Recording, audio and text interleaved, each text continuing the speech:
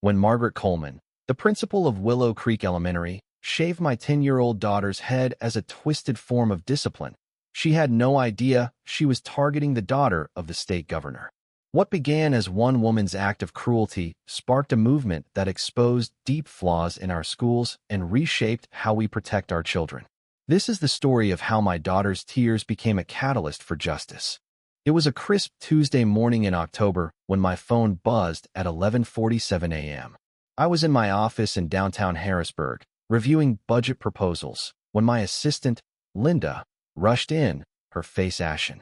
"Governor Thompson, it's Willow Creek Elementary. It's about Emily. You need to go now." My heart sank. Emily, my vibrant 10-year-old with cascading auburn curls, had left for school that morning, her laughter echoing as she boarded the bus. What could have happened? I grabbed my coat and bolted out the door. The 20-minute drive to Willow Creek felt like hours. When I arrived, a crowd of parents stood outside the principal's office, their faces a mix of fury and disbelief. Some clutched their children, others whispered heatedly. "Where's Emily?" I asked a nearby mother. "She's with the nurse," she replied, her voice trembling. "Governor, I'm so sorry. That woman's gone too far." Inside, the sight broke me. Emily sat in a chair, her head completely shaved, her small frame trembling as she sobbed, hands covering her face. Her beautiful curls lay scattered across the floor like fallen leaves. I knelt beside her, pulling her into my arms. "Daddy," she whispered. "I told her you wouldn't like it, but she said I was being a brat." My blood boiled. "Who did this, sweetheart?" "Mrs. Coleman," she choked out. "She said my hair was too distracting and that I needed to learn my place." Margaret Coleman strode into the room, a stern woman in her late 50s with a pinched expression and no trace of remorse. "You must be Emily's father," she said coolly. "I was wondering when you'd show up. What did you do to my daughter?" I demanded, my voice low but shaking with rage. She shrugged. "I gave her a haircut.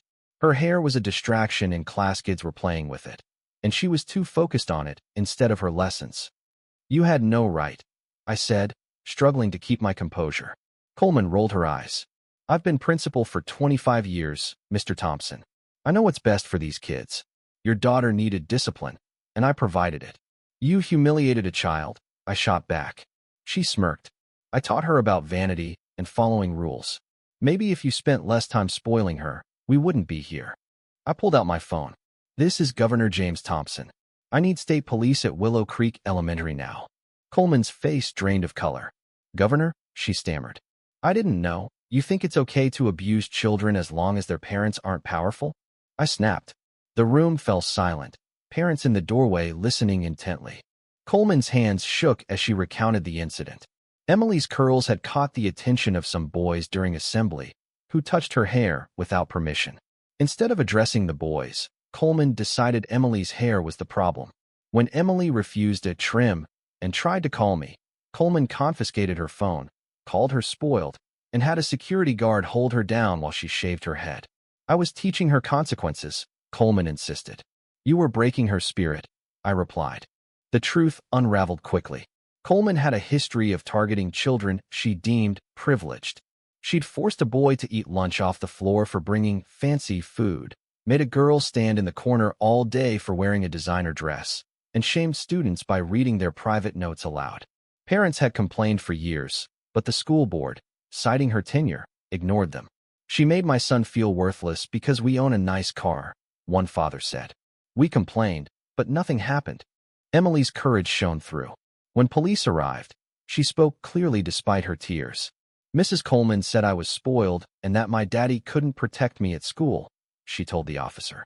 "I said cutting my hair was wrong, but she laughed and said life isn't fair." The officer knelt beside her. "You're courageous, Emily." I hugged her tightly. "I'm so proud of you." As governor, I ordered a full investigation.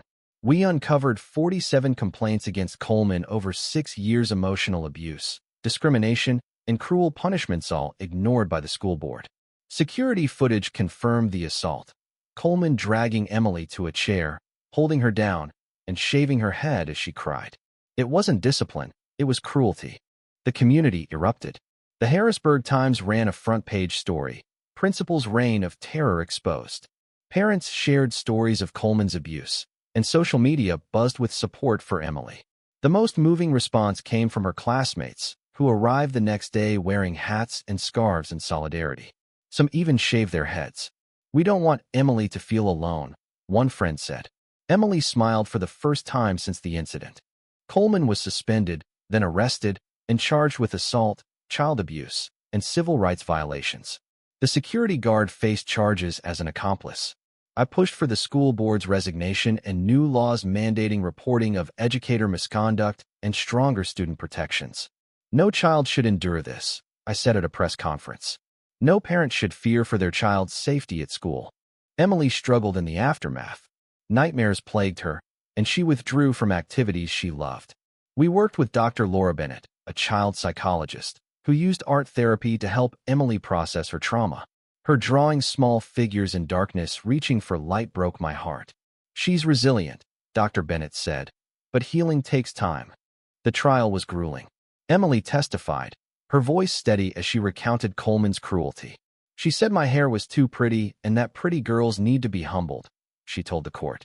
Coleman's defense claimed she was enforcing policy, but the evidence footage, testimonies, and years of complaints was undeniable.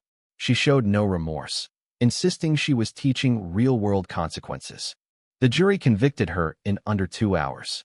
Coleman was sentenced to 2 years in prison and banned from education. The guard received probation. 6 months later, Emily wrote a letter to other children who'd been hurt by trusted adults. "If someone hurt you, it's not your fault," she wrote. "Tell someone you trust. Your voice matters." Published in the local paper, it went viral, inspiring letters and drawings from kids nationwide. I founded the Emily Thompson Foundation for School Safety, offering counseling, legal support, and a national database to track educator misconduct. Schools began revising policies, and reports of abuse surged not because it was more common, but because kids felt safe speaking up. 3 years later, Coleman's lawyer contacted me. While in prison, she developed a program, From Hurt to Hope, helping offenders understand their impact on children. Emily, now 13, supported it. "If she can stop other kids from being hurt, maybe something good came from this," she said. Her compassion stunned me. By age 15, Emily was thriving. Her hair grew back, but her confidence and purpose grew stronger. She excelled in school, aiming to become a child psychologist. At a national education conference, she spoke powerfully. "You have the power to build kids up or tear them down. Choose to build them up." The audience wept. 7 years on, Emily is a high school junior and co-author of Finding Your Voice, A Teen's Guide to Healing. The foundation has helped over 12,000 families, and new laws have made schools safer. Coleman, post-release, works for a nonprofit preventing institutional abuse. Emily's story has changed how we view children's rights, empowering kids to speak and adults to listen. Emily says she wouldn't change what happened, and it shaped her mission to protect others. "Mrs. Coleman thought she was breaking me," she told a reporter. "But she gave me a voice. That voice has made the world better, proving even a 10-year-old's courage can spark lasting change." What do you think about Emily's story? Have you or someone you know faced injustice or cruelty? Share your thoughts in the comments below. Let's discuss how we can stand against violence and create a safer world for our kids. Your voice matters. Speak up.